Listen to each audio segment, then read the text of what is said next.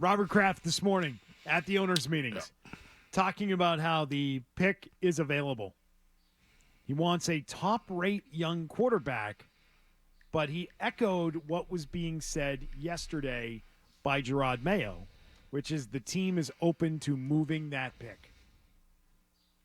So when Gerard Mayo said it yesterday, and I suggested that maybe that directive is coming from ownership, well, ownership is saying it themselves today, that they are open to moving that pick. But you've got to get the top-rate young quarterback if you move that pick still. You still have to get the quarterback. Okay. If you want the quarterback, why not take the quarterback at 3? Why not do that? Now, I think this may also be going on because you had Gerard talk about it yesterday, Robert today. Yeah, everybody wants a great quarterback. Everybody wants a good quarterback. I wonder if they're trying to convince themselves that quarterbacks 4, 5, and 6 aren't that off from quarterback 3 or quarterback 2. And if that's the case, you trade back, you get the bag, and you get a quarterback later. And you get more picks. Like Gerard talking about, picks, and Robert's like, we're open for business. To me, it feels like they're moving the pick. They're moving the pick. I don't think they'll take a quarterback at 3. That's just the way the tonality of yesterday and today. Like, you got approval to move. This isn't like San Francisco saying, hey, we're going up and getting our guy at 3. Like, they don't sound convicted on a guy. Now, things can change. Today's Tuesday. Tomorrow they're in Baton Rouge for Jane Daniels' workout. They'll have another meeting with him. So, the meetings now are starting to increase in the awareness of being around guys. So now you're starting to get a feeling of what you like, what you don't like. I don't think you can do that just by 2 days at the Combine. You need to get your 30 visits in. You need to do your interviews. You need to do your Zooms, however you want to get to know the kid. They've already had a couple of J.J. McCarthy.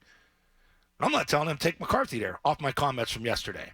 I'm just saying I understand why he's going up the board. You see how the Commanders are now potentially going to take him maybe number 2. McCarthy might not even be there at 3. So you might have the pick of May or Daniels at 3. And that might move your phones even more. Because you got 2 guys sitting there. And now it's not just 2 teams that are in love with one guy. There might be 3 teams that are in love with the other guy. And you might have 5 teams calling you at once. You see what I'm saying? I just think they're trying to play it hey, everything's on the table. It has become a 4-quarterback draft, and the Patriots sit at number 3 in desperate need of a quarterback. Trading out of that pick would be a really bad look for them. And so I see what they're doing, which is they're putting this for sale sign out on the front lawn. It's almost damage control. It's almost damage control right before the damage happens. They're putting out the for sale sign. Gerard Mayo did it yesterday. Robert Kraft did it today. This is, by the way, I will remind everyone, springtime in the NFL, and that is lying season in the NFL. That is that is when teams do not tell the truth at this time of year. They don't tell the truth during free agency. They don't tell the truth during the draft process leading up to the draft. They don't do it. This is lying season in the NFL. So it's hard to take anybody in the league or any reports of insiders saying they talked to someone close to this GM or close to that GM. You've got to remember, all of that could be bullcrap. You can't really take it at face value. But there's one of 2 reasons why they are doing this in saying that they are open to moving that 3rd pick. It might just be they're open to moving the 3rd pick and they're just announcing it to the world. That could be option 1. Option 2 is they are very aware of how it might look if they take a quarterback at 3 and it ends up being more of a 3-quarterback draft. And they don't want it to be said that they just took whichever quarterback was available at 3. That they are fighting back number 5 against that potential narrative that they just are taking whoever's there at 3, that they didn't put a lot of thought into it. Because now if they turn around and they take a guy at 3, what is the response going to be after all the things they've said publicly? It's going to be, well, they had to have been very convinced that this was their guy. They want everyone thinking that whoever they take at 3, they are very convinced that he is going to be the savior for the team, that he is going to be that franchise quarterback. That's what it is. And they don't want to have a situation again, which based on comments yesterday and today, where people accuse the team and the owner specifically of forcing a GM and or coach into drafting a specific player. Because there has been a narrative now for 3 years that Robert Kraft forced the Patriots and force Bill Belichick's hand in taking Mac Jones. That has existed. I think they want to avoid that. They want to avoid the idea that they're just taking a guy at 3, or they just want to get rid of the pick and load up their draft board. It's one of those options. That's the only reason why they could be doing what they're doing. But it is clearly an owner and a coach on the same page in the messaging over the last 24 hours. That I think is clear. And if you're taking that quarterback at 3, you can't miss on this guy. Like, you miss on this guy and you get the wrong one, this one could kill you. Like this one, because you're going to lose out on the potential of getting maybe 3 number 1 picks, which are 3 starters for you for potentially the next 8 years. In a sense, I almost want J.J. McCarthy to go 2 to the Commanders to put them on the clock. And now you've got to pick between Daniels and May. And if, since the end of the season, you couldn't come to terms on one of these guys, like to be your guy, to be your future, then we may have bigger problems than what it is, because these are 2 can't-miss projects, right? Prospects or projects, however you want to term it. Guys with great talent sitting there at 3, and you have the ability to maybe pick from either one instead of one dropping to you, and now you're being forced to, we got to take that guy. Like, I love what Mayo said. Like, if we like this guy at 3, it's got to be with conviction. Like, that's because that's the guy we love, and that's going to be our future. I don't want to just take a guy to take a guy. Kind of rooting for McCarthy to go 3 to go 2, and now you get the pick of Drake May or Jaden Daniels. Like, what gets better than that? Is that best case scenario for him? That might be. But then, how many teams are calling him for both those guys? I mean, they're like, oh God, what if both these guys aren't the guy, and we could have 3 number 1s? What do we do? What do we do? Glad it's not me making the decision or pick. That's all. Well, it's more pressure to make the pick. I think it is pressure to make the pick. If JJ goes 2, you're almost inclined to take a guy at 3, forced to take one of those quarterbacks.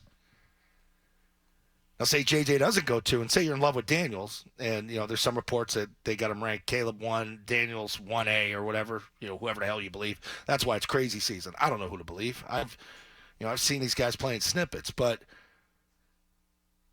Say JJ goes, or say you're in love with Daniels and he goes 2, now you're maybe not inclined to take that guy 3 because you're not in love with May. And maybe you have JJ as the 4th guy. So now you're sitting there looking at 3 number 1 picks and you're saying, yeah, we're trading out. We're going to get in that bag. So we don't know if it's for real, but they are openly saying that they are open to moving the 3rd overall pick, which I would disagree with. I think they should be there and they should be taking a quarterback. I would guess that many of the fans would feel the same way about that. Stay at 3 and take a quarterback. You're going to have options. You're going to have multiple quarterbacks at that spot that you could take. And if they pass, they're taking the pressure off themselves of getting it wrong, but there should be pressure that they miss on a guy, that they don't draft a guy at 3, that they move out of 3, and then a franchise quarterback goes and changes some other franchise's fortunes. That is going to be a tough pill to swallow. It's a tough one. And that's the kind of thing that people lose jobs over. Yeah. I talked to somebody down in Orlando today prior to coming on here and said, what's the chatter back home? What are you guys hearing about the pick? And I said, it's about 98.5 that I think callers and listeners and fans want them to take a quarterback at 3. And I said, I understand the other 1.5%. Because that's going to get you a lot. That's going to get you a lot in a return. And they kind of agreed with me. Like, I think it's leaning towards, potentially trading a pick because they know they got a lot of issues. This is not a luxury pick at 3. This is, you've got to nail it or you got to get the hell out and acquire more bodies because, like, even Mayo talking about patience again. You guys, the fans need to be patient. That's a bad indicator that things are going to be bad. I have more faith in this front office to hit on a quarterback at 3 than I do this front office using a bunch of first-round picks and getting them all right. Because why? It's the same group of guys that was here a year ago and 2 years ago, and I think there's a lot more faith being put in this front office than it deserves. I like Elliott Wolf. I think he's a good pick for the job, but it's very early in this new tenure. Like, there are plenty of guys that are still sitting at the table that were there a year ago, that were there 2 years ago, 3 years ago. Plenty of guys were at that table when they selected Cole Strange. So I think that if you want to call it 1.5%, I think that 1.5% has some real blind faith in their ability to hit on first-round picks right now because I don't think they deserve the credit. They haven't earned it yet. And maybe they will start to earn it, but I'm not giving it to them blindly just because Bill Belichick's out of the room. I'm not doing that. Yeah. Too many people are involved in a draft. Too many people are involved in scouting, in setting up that board. It's not all just one guy. I know he has the final say, and I know that the final say has changed. But there are a lot of processes that went into making some of those picks, and mistakes were made that could be made again. So I don't have a ton of faith in them loading up their board and crushing it pick after pick. I don't. So stay at 3 and make your pick and get a quarterback. I have more faith in them lucking into that at 3, which really is a big part of the process when you're talking about quarterbacks. A lot of luck involved.